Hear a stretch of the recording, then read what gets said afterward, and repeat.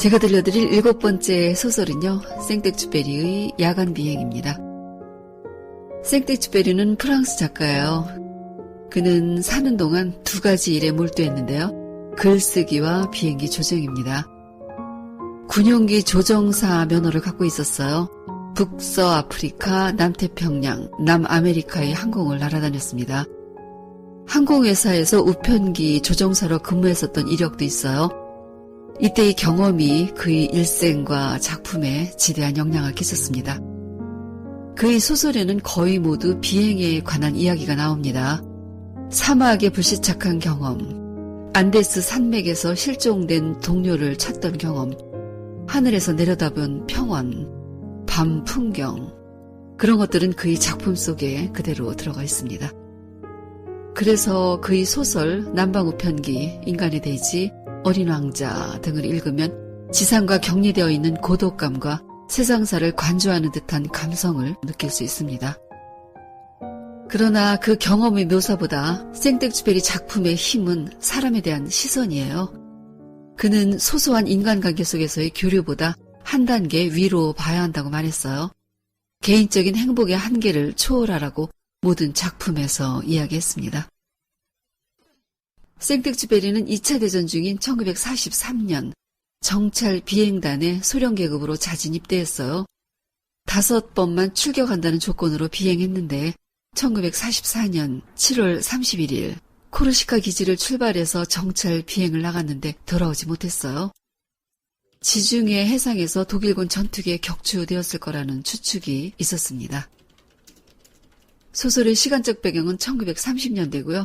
공간은 아르헨티나의 부에노스아이레스에 있는 우편 항공 착륙지입니다.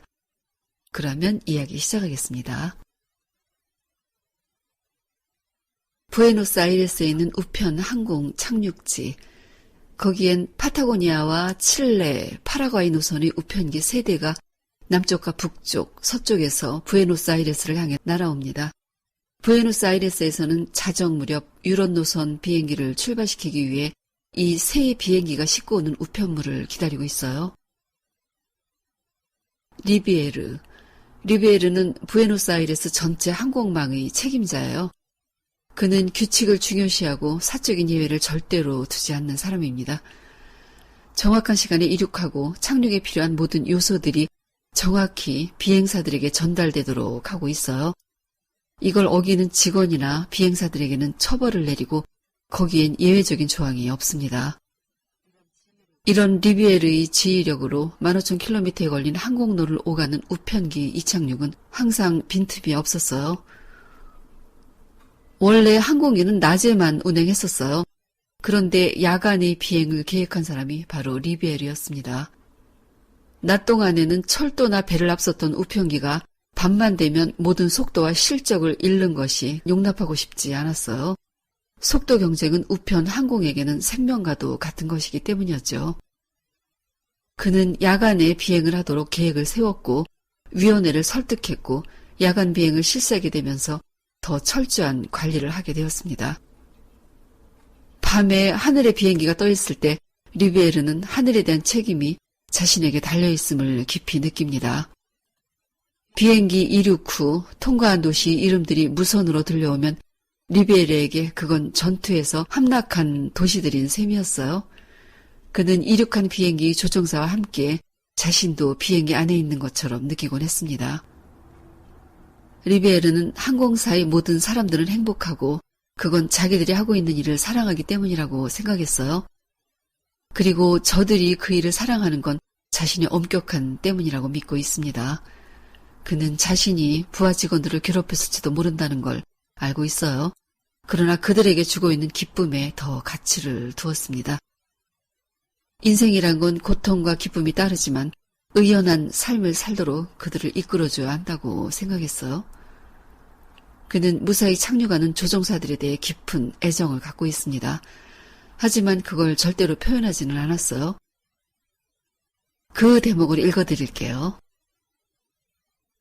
사랑을 받으려면 동정하기만 하면 된다. 하지만 나는 동정하지 않는다. 아니, 동정하지 않는 것이 아니라 겉으로 드러내지 않는다. 나도 우정과 인간적인 기쁨 속에 살고 싶은 마음이 간절하다. 의사는 자신의 직무를 행하는 과정에서 인간적인 기쁨을 얻는다. 하지만 나는 사건들이 일어나는 것, 방지하는 책임을 지고 있다. 나는 두려움에서 그들을 구해준다.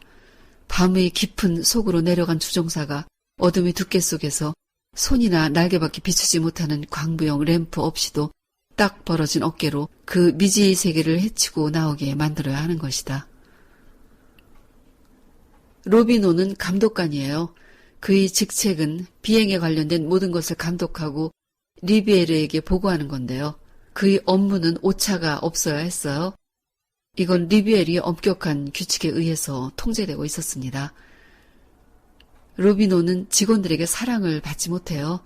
감독관이란 사랑을 베풀라고 만든 직책이 아니라 보고서를 작성하라고 만든 직책이기 때문이었죠. 그래서 로비노는 직장에서 사적인 관계를 맺지 않았어요. 그건 감독관으로서 판단을 흐리게 할 수 있기 때문이었죠. 리비에르는 로비노에게 당신은 시가 아니라 보고서를 보내야 한다고 부탁했어요. 감독관은 자신의 역량을 적절히 발휘해서 직원들의 정신을 고무시켜야 한다고도 말하곤 했죠. 로비노는 사람들이 결점을 파고드는 일에 몰두해야 했어요.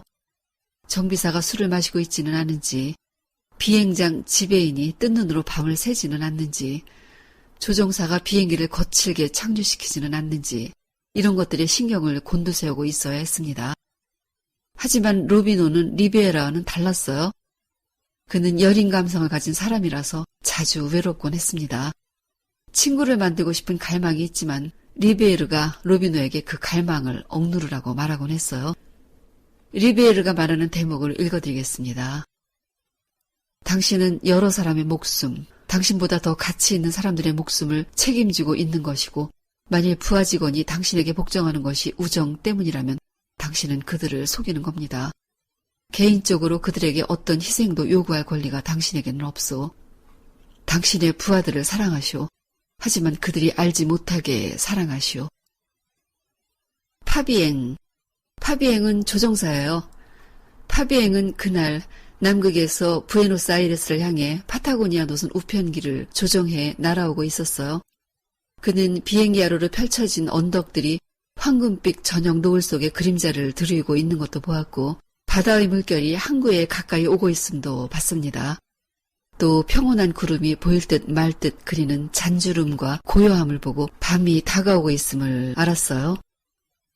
마을마다 불이 켜지고 그 수많은 불빛 속에 있을 가정의 식탁과 그들의 안락함을 느끼며 그것이 인간의 생명을 지켜주는 신호라고 생각했어요. 그는 비행기를 조종할 때마다 두 가지 감정을 느꼈어요. 목동처럼 느긋한 행복감과 육지에서 멀리 떨어져 비행하고 있는 철저한 고독감을 느낍니다. 비행기의 500마력의 엔진이 금속 안에 조용한 흐름을 만들어서 얼음같이 찬 강철을 벨벳처럼 보드라운 살로 바꾸어 놓아 비행하는 동안 현기증을 느끼는 게 아니라 살아있는 육체의 신비로운 활동을 느끼곤 했어요. 그는 자신의 일에 만족했고요. 그로 인해 행복감을 알고 있었어요. 하지만 그날 밤은 뇌우를 동반한 난기류가 파비행의 비행기를 공격해왔어요. 그는 부에노스아이레스 착륙장으로 무선을 통해 지금 비행 중인 하늘이 기상이 나빠지고 있음을 보고했습니다. 파비행은 6주 전에 결혼을 했어요. 그의 아내는 남편이 비행 중인 밤이면 언제나 파타고니아 노선 우편기 진행 과정을 예상해보곤 했어요. 지금쯤은 산 안토니오에 다가가고 있을 거야. 도시의 불빛들을 보고 있겠지. 그녀는 커튼을 젖히고 하늘의 상태를 평가했어요. 달이 목동처럼 산책하고 있는 것처럼 보일 때는 달과 별들, 남편을 둘러싸고 있는 그 수많은 것들에 안심을 했어요. 새벽 1시경이 되면 남편이 그리 멀지 않은 곳에서 부에노스아이레스를 내려다보고 있다는 생각을 했습니다. 돌아올 남편을 위해서 음식과 뜨거운 커피를 준비해 두었어요. 추운 하늘에서 돌아온 남편을 따뜻하게 맞이하고 싶은 거였어요. 그날 밤 그녀는 다른 때와 마찬가지로 남편이 착륙을 확인하기 위해 착륙장에 전화를 하고 비행기가 연착할 거라는 말을 들었어요. 그쪽 날씨가 나쁘고 통신이 되지 않는다는 말에 그녀는 지금 부에노스아이레스의 하늘에 한가로이 떠있는 달이 얼마나 불공평하고 음흉한가 두렵기만 했습니다. 파비행은 회오리바람이 비행기를 흔들어대고 부에노스아이레스와의 통신이 두절되었지만 어딘가에 달 그림자가 내린 아늑하고 평온한 대지가 존재하고 있을 거라는 생각을 버리지 않았어요. 그 순간 폭풍의 틈새로 반짝이는 별 몇 개를 발견했어요. 그게 조종사들을 유혹하는 함정이라는 걸 알았지만 빛에 대한 갈망이 너무 커서 구름 위로 빛을 따라 올라갔어요. 구름 위로 올라가자 눈이 부실 정도로 밝은 빛을 만났습니다. 보름달과 모든 별자리들이 구름을 찬란하게 장식했고 빛나는 파도를 만들어 놓고 있었어요. 그는 아름답다는 생각을 했고 내려오지 못하는 공간에 갇혀 떠돌고만 있었습니다. 비행기는 이제 30분 정도만 비행할 수 있는 연료밖에 갖고 있지 않았어요. 그는 자신과 비행기가 자력으로 착륙하지 못하고 폭풍우 속에서 배회하다가 적당한 육지에 내동댕이 쳐질 것임을 인식했습니다. 파비eng의 아내는 리베르를 만나러 왔어요. 리베르는 앞에 서 있는 여자가 파비eng의 아내가 아니라 생의 또 다른 의미와 대립하고 있음을 느낍니다. 예전 언젠가 비행 중 죽은 조종사의 어머니가 고백한 것을 생각했어요. 그 대목을 읽어드릴게요. 내 자식의 죽음을 이해할 수가 없습니다. 정말 힘든 건 오히려 아주 사소한 것들이에요. 우연히 보게 되는 그 아이의 옷까지. 한밤중에 잠이 깰 때마다 솟구치는 그리움. 리비에르는 두려움에 떨면서도 착하고 순해서 질문조차 하지 못하고 있는 파비eng의 아내를 보면서 파비eng의 죽음으로 인해 내일부터 이 부인에게도 의미가 없어질 것들을 생각했어요. 그리고 시간이 지나며 점점 사라져갈 파비eng의 존재에 대해서도 생각했습니다. 그녀가 돌아가고 나서 리베르는 사무실에 꼼짝 않고 있었어요. 지시를 받으러 들어온 로비노에게 몇 가지를 지시했습니다. 그리고 이제 정말로 혼자이고 싶은 욕망을 느꼈어요. 얼마간의 시간이 지났을 때 다른 노선 우편기가 착륙한다는 통신이 왔습니다. 리베르는 혼란을 겪고 있는 와중에서도 비행기의 순조로운 비행을 검토했어요. 그렇게 하는 것만이 신념에 대한 보답이라고 생각했죠. 그는 우편물을 싣고 유럽으로 가기 위해 이륙할 비행기도 점검했습니다. 이런 상황에서도 중지하지 않는 게 야간 비행의 명분을 잃지 않는 것이라고 생각했죠. 패배는 승리에 가까워지라는 격려이며 비행기가 이륙하면 다시 시작될 전투가 모든 문제를 해결해 줄 거라고 굳게 믿었습니다. 소설은 여기서 끝입니다. 이들이 속해 있는 현재의 시간이 책을 덮고도 오래도록 남습니다. 대부분의 우리들은 로비노처럼 외롭지만 그냥 살아요. 그러면서도 다른 사람의 외로움을 못 지나치죠. 그건 휴머니즘 같은 걸 거예요. 그래서 로비노를 이해할 수 있습니다. 리비에르의 합리성은 대부분 맞아요. 하지만 그가 지키려 하는 가치는 공중에 분해될 가능성이 높죠. 그가 절대 파렴치한 인물이 아니어도 말입니다. 그러면서도 리베르 같은 인물이 사랑받아서는 안 될 사람이라고 생각하는 건 아마 저도 로비노 같은 부류라서 그럴 겁니다. 영원한 행복, 개인의 힘으로는 안 되지만 큰 그림으로 완성될 가시적 성과. 하지만 파비eng은 죽었고요. 그는 시간이 지나며 서서히 잊혀질 겁니다. 그래도 드높은 가치를 따라야 할까요?